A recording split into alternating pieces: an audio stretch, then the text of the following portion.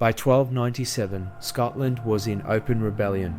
The English king, Edward I, had invaded the country, crushing resistance and imposing English rule.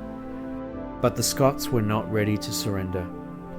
One man, William Wallace, was about to turn the tide of the war.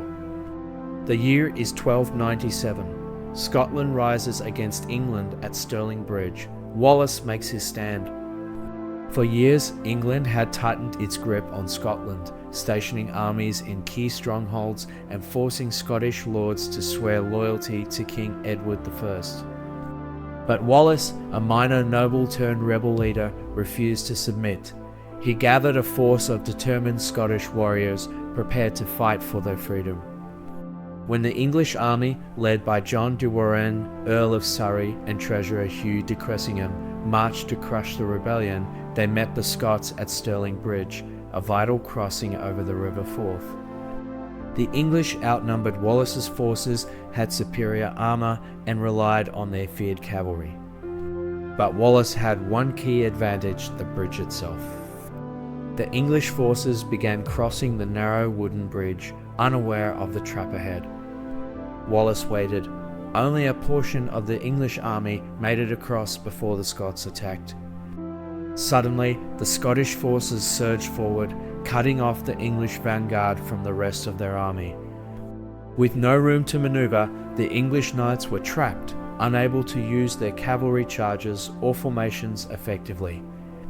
The Scots unleashed a devastating assault, cutting down the trapped soldiers while the rest of the English army watched helplessly from the other side. Then, in a final move, the Scots destroyed part of the bridge, straining the remaining English forces. With their army in disarray, the English fled, leaving behind their treasury, supplies, and thousands of fallen men. The battle was over. Scotland had won. But this wasn't just a victory, it was a turning point in Scottish history.